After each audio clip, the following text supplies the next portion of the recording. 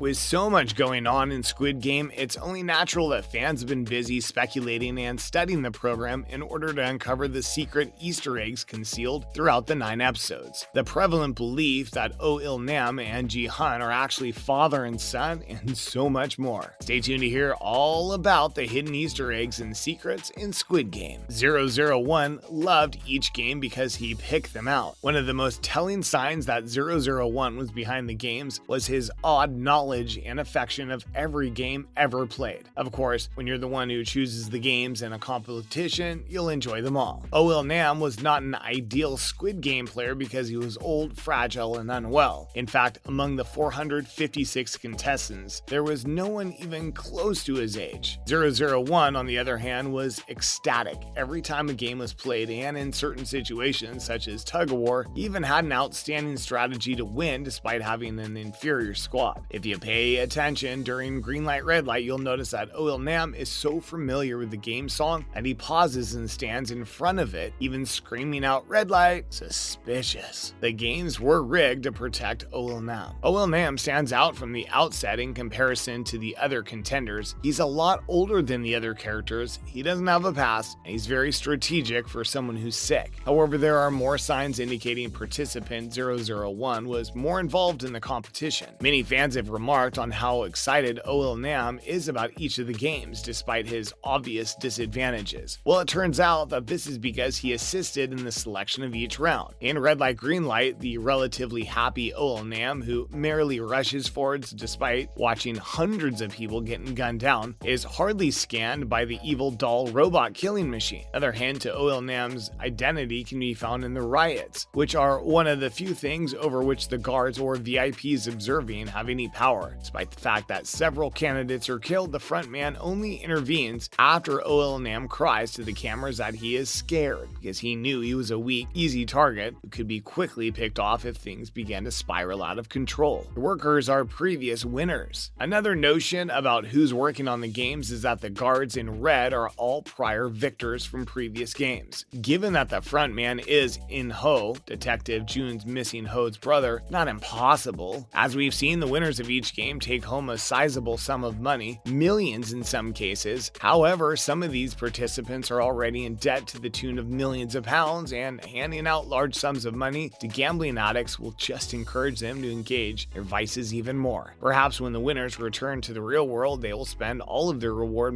money irresponsibly and wind up in heaps of debt. Oh Il-nam can certainly keep track of players, as we show him going out of his way to find Jang Ji-hoon when the games are first called off. So perhaps he can track down the winners and offer them a second chance to repay their debt by serving as guards for a defined amount of time. Would also explain why previous winners are hired. The guards are depicted as cruel and cold, and nothing can make someone as cold-hearted as watching killing fellow players all for the sake of money. However, in episode 3, we must examine the young child who's discovered to be a guard. It's possible that he's won a previous tournament, or are there any more sinister situations surrounding the games that we're unaware of? But is Il-nam Jang Ji-hoon's father? Does Jang Ji-hoon's red hair have a deeper significance? Did all contestants pick the blue card? We are covering these and more right now, so get comfy. Jang Ji-hoon's red hair has a deeper significance. After winning the games and earning his prize money, Jang Ji-hoon dyes his hair red in the final episode. While some believe this is simply a cinematic decision to show how the once affable and happy-go-lucky character has changed after witnessing so many people, including his friends, die, others believe it's a piece of foreshadowing. Jang Ji-hoon has chosen red and will return as a masked guard to bring the games down from the inside. It's a stretch, but we do close this series with Jang Ji-hoon determined to find out who's still enabling the games to go on, so perhaps those proposing this hypothesis are correct. It's now time to get into those hidden Easter eggs and series theories we mentioned in the beginning of the video. Fans and viewers of the series have created some crazy theories, like Il-nam and Jihan actually being father and son, and the belief that the contestants' choice of color during Dajaki's first subway game determined whether they became a player blue or a worker red. Stick around to discuss these hidden Easter egg viewers have found and secrets fans never knew about. Oh Il-nam is Jang Ji-hoon's father.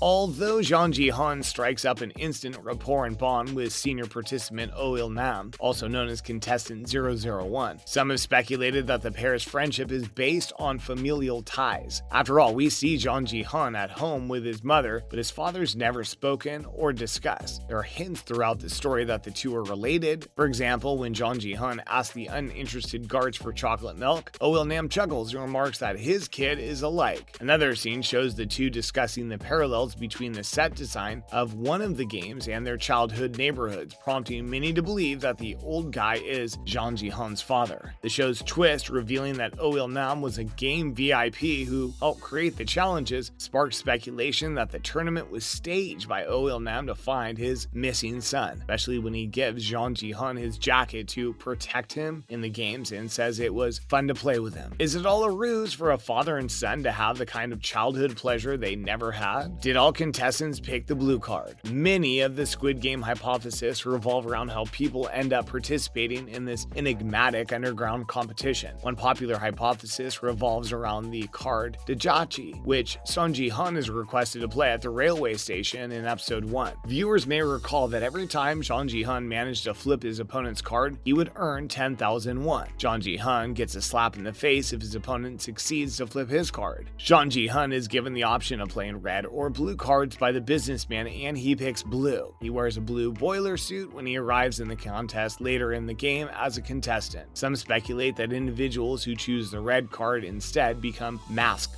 guards, the red-coated supervisors who oversee the tournament and help participants be eliminated. This only makes sense as Jang Ji-hun chose the blue card and ended up as a player in the game, so if he had chosen red, would he have become a guard? I guess we'll never really know. Several Squid Game deaths are foreshadowed. We can already foresee the outcome of several of our game's most significant characters based on how they acted in public, as many of their behaviors poetically imply how they will all die. Take Jong-woo, for example. He kills himself at the end of the games and planned to do so before being dragged back into the competition in episode 2. In other news, gangster Jang Deok-soo died after collapsing in the glass bridge game, which was how he eluded his pursuers. Sao Byok, a Northern Korean defector, has her throat cut in the last game as a threat to her colleagues on the outside world. And Ali's death, one of the most heartbreaking in the series, occurs after Sang-woo steals his marbles. It's like Ali stole his boss's money before the tournament in desperation.